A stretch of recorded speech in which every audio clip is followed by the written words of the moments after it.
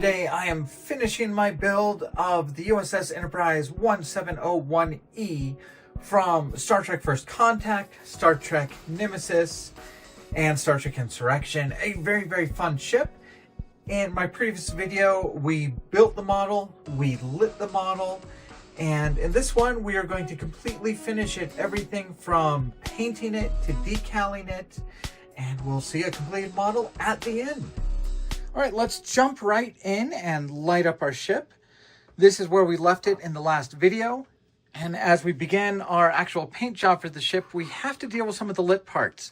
I'm very happy with the red at the front of the warp nacelles. I'm a lot less happy with the red for the impulse engines. And I'm not quite happy with the blue for the warp nacelles here. They're too bright and they're not saturated enough. So let's start by trying to tackle that. We have the red impulse engines masked off first, and you can see I have gone outside of just a clear part. The reason why is if I have any light spilling out from the edges, I want that to be red as well. So I want to do the entire thing in red. This won't be the final paint we do on it, but I want this to be a nice red glow instead of that bright pink that we had a moment ago.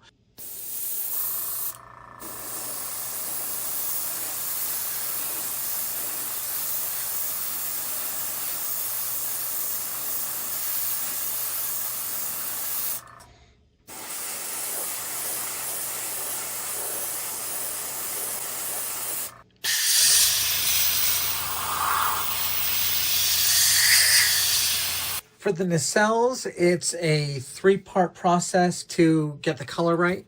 First, I have sprayed the entire inside with Tamiya blue, or Tamiya clear blue, so that any light will be blue. Next, I have a layer of packaging material. I'm going to lay over those LEDs. Once again, it's also done in blue. And finally, above that, I will be putting in a blue straw, just so there's something for the light to kind of reflect off of. Using these three should reduce any hot spots and give us a good, solid blue color. All right, at this point, I'm going to throw caution to the wind, and I'm going to try and use some of these paint masks to do the detailed paneling for the Enterprise E. And it's really a little nerve-wracking because you only have one set of these masks. You really only have one chance to do it. So it either works or it doesn't. And if it doesn't, the build is kind of over before it starts. I've gone ahead and I've started to do what they call weeding the mask. I've started pulling off those tiny little bits, and we're going to use these masks. I'm going to show you how I do it in just a moment. I've mixed up 3 different shades of gray. I've got a base coat, a medium accent, and a dark accent. For this first little bit, we're going to work with just our medium and our base. For these sections around the saucer, it looks to me like you have kind of the medium color over them overall and speckles of the base coat. So that's what we're going to do. I'm going to start by airbrushing my medium color on these panels.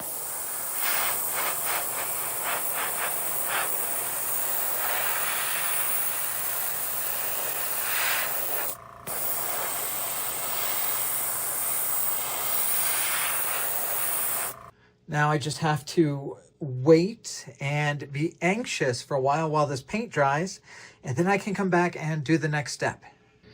Our next step is to use something they call transfer paper. So I'm going to cut off a little bit right here, just enough for the masks we're using today.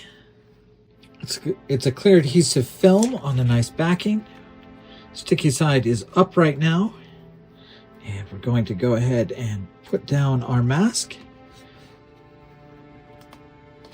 All 3 of the ones we're going to be using.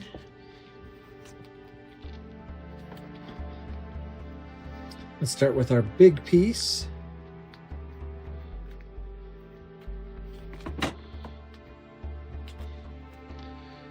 We'll bring the ship back in. So this should be the piece that goes right here. All right.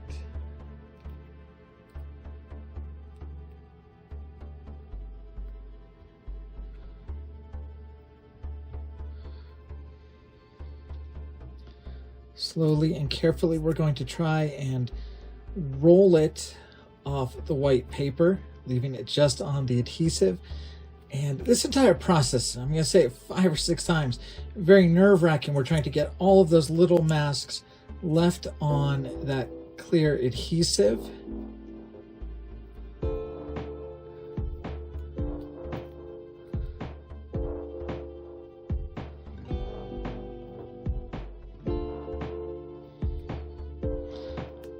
Whew. All right, that's the compressor of the airbrush. Now we're going to go ahead and try and apply it on our model. And can we roll it off the paper, leaving all those masks on the model? Ooh, it's close.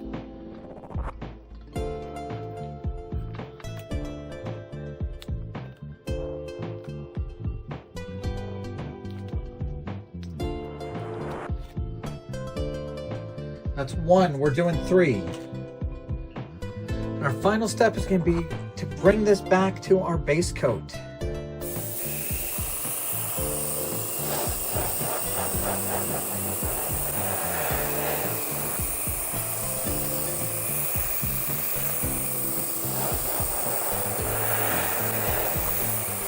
All right, at this point, I'm feeling good enough on the masks that we're just gonna go for it. We're gonna start laying some things down here. We're gonna try and do as much of the saucer as we can. So first things first, this area here is supposed to remain fairly light, and the small panels on top of it will be darkened. So we're gonna mask that off with just the base coat, and that's gonna be this mask right here.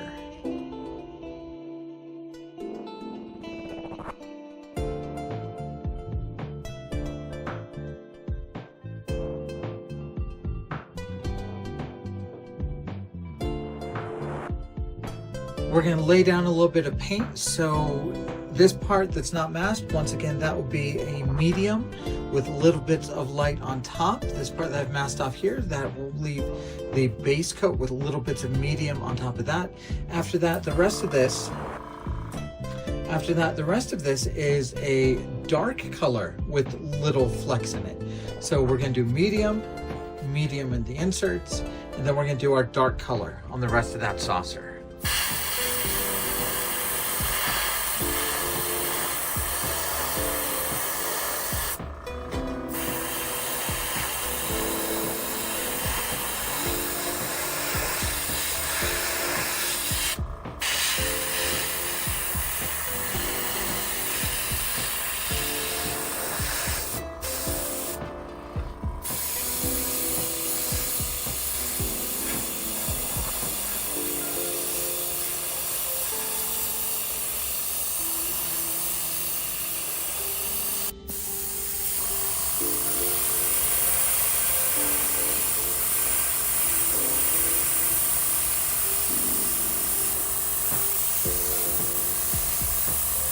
All right, I've done a lot of masking and it's far later than I really planned on going, but now we're going to airbrush the base coat over all this. So the masks will preserve the dark areas and we'll put the lighter kind of paneling on it. I have to be careful not to do much here on this. This is supposed to remain the medium color on top of the light. So we'll just start airbrushing here and along the ridge. And then the majority of the saucer, the most intricate part, will be done.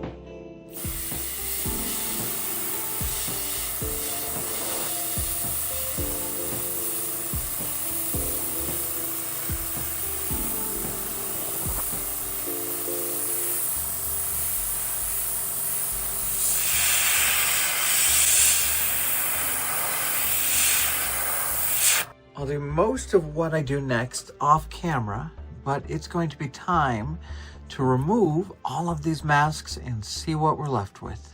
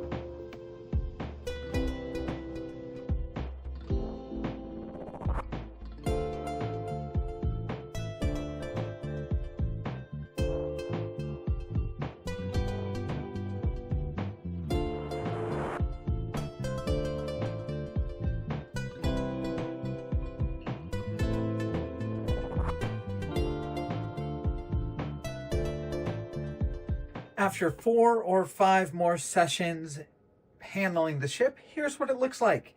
So here is that saucer that we did at the very beginning. There's still little flecks of masking I have to pull off of here, but we can still get some good shots of the ship. Here's our lower saucer.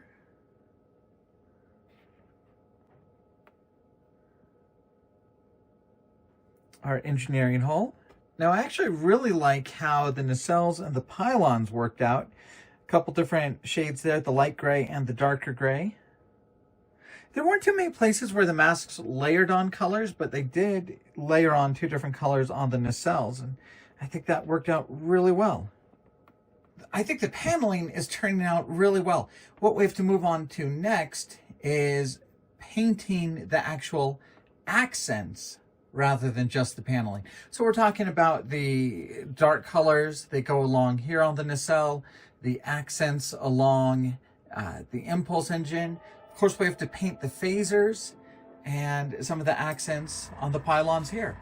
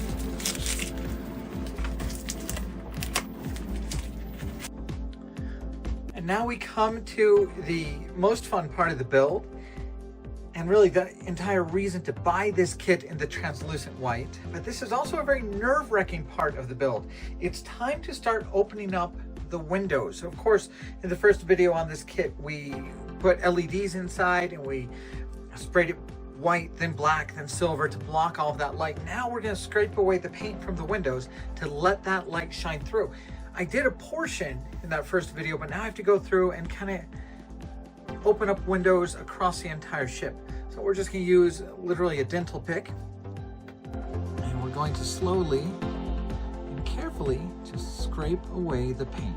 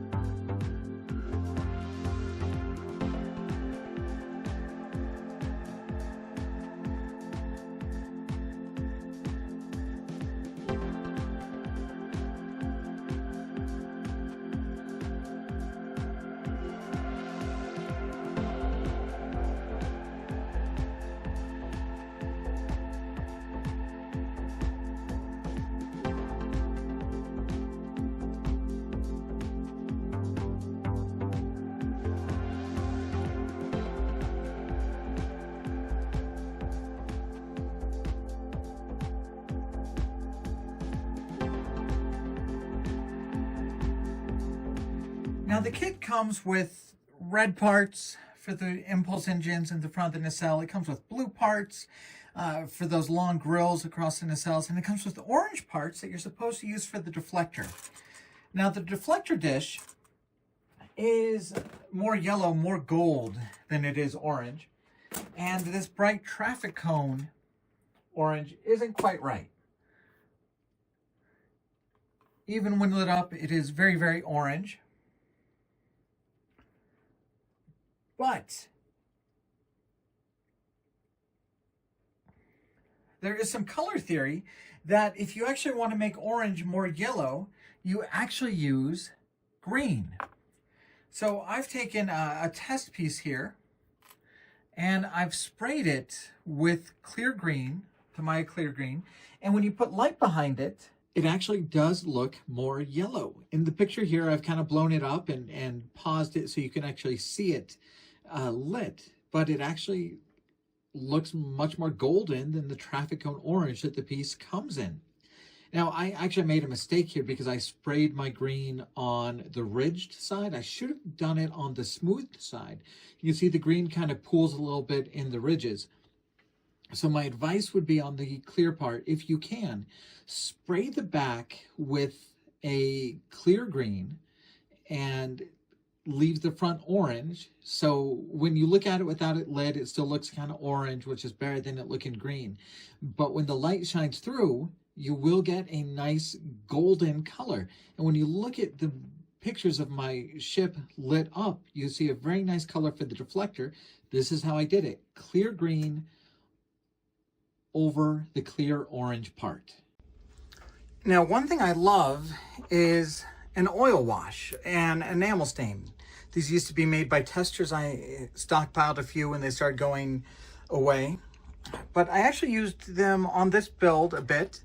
So back here where I had this indented and lined part, instead of painting it, I used an oil wash. I just brushed the oil in, cleaned off the edges with a little bit of thinner, and I really like the effect because it kind of sinks into the grooves, but it leaves the tops a little unpainted, and it just really lets that texture stand. I also did the same thing. You just put a tiny drop of that enamel stain.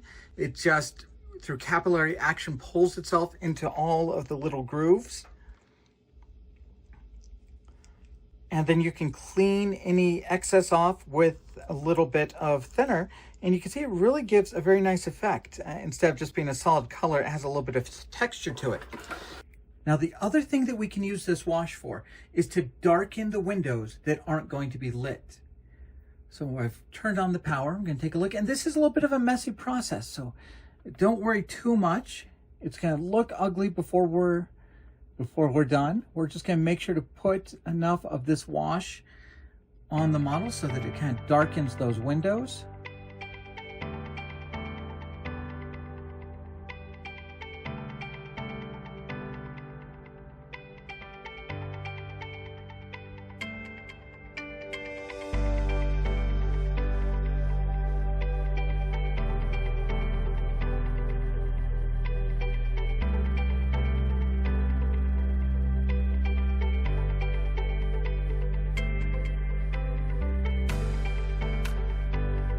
Now remember, this only works if you're using an acrylic base, acrylic or lacquer base, with oil wash above. The thinner that will clean up your oil wash will not take up the acrylic paint. So you can put a little bit of your enamel thinner on a Q-tip, and you can just brush it on the outside and take off the extra wash and leave it just in indents for those windows. You may have to come through a couple times to clean up the edges, but it really is a very nice effect when it's done.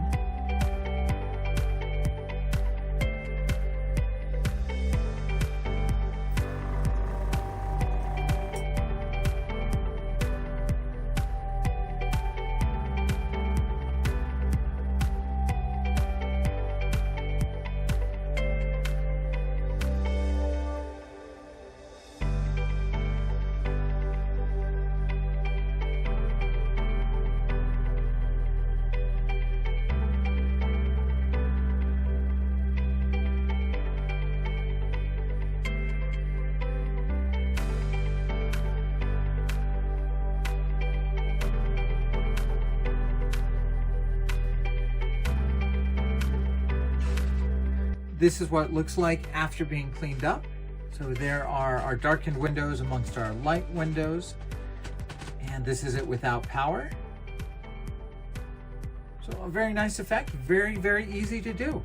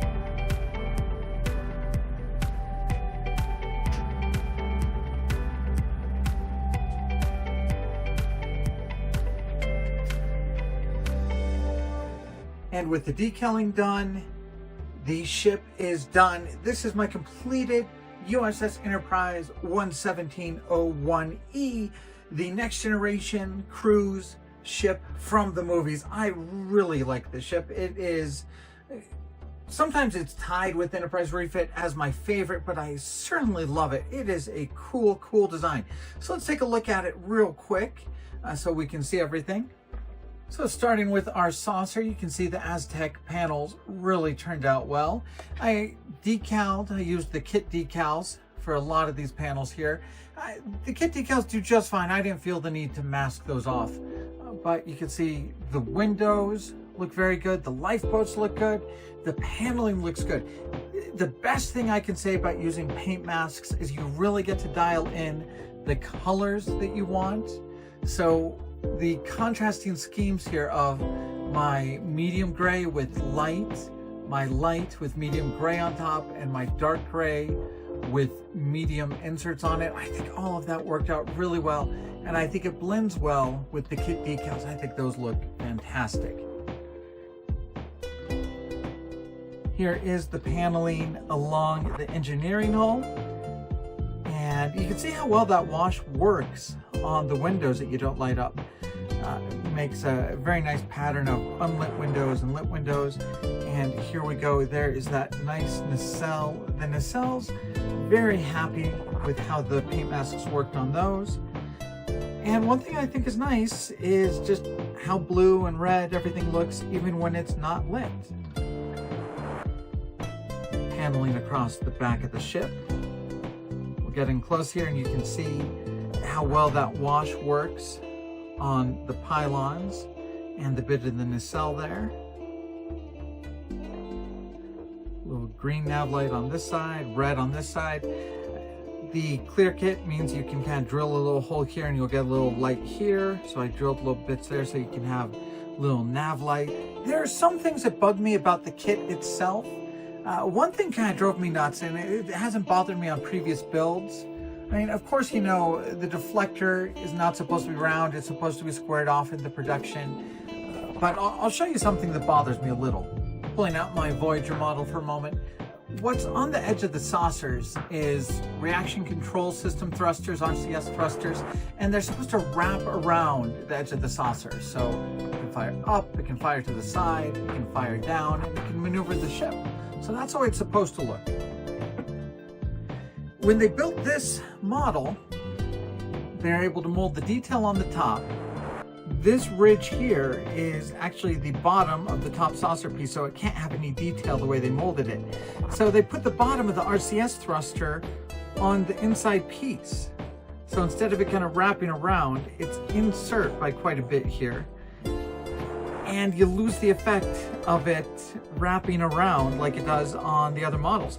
The Enterprise D does it with a decal.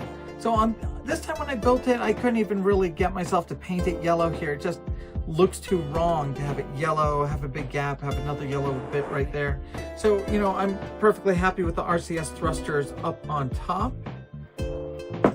Here's another new little nav light. Good shot of the windows. But I didn't paint them on the bottom. I figured just let them be. And we just, on this model, you just ignore that this outside edge is completely lacking of detail. It's just kind of a... the Enterprise E and the Enterprise D are both kits that have always been just okay. They've never been bad enough to need to be retooled. So easy to light. You saw that on the video, just scraping out the paint from those windows, and it really looks nice. You get some very nice uniform windows. You get to kind of really control it. A little bit of paint, you can clean it up.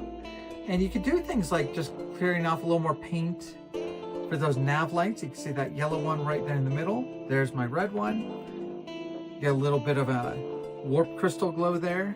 Back here, a little bit of a red light. Get it a tiny bit in shadow. Green light showing up really well. Very easy to get some nice lighting effects on it. So let's get a good look at my deflector dish. So you can see the deflector turned out really well. You can see a hint of the green, but you can see the green really does change the orange to a nice yellow. All right, this is my previous build from about 5 years ago. This one was done with decals I pulled off eBay. So this one you saw me use the paint masks. You know, they turned out very similar.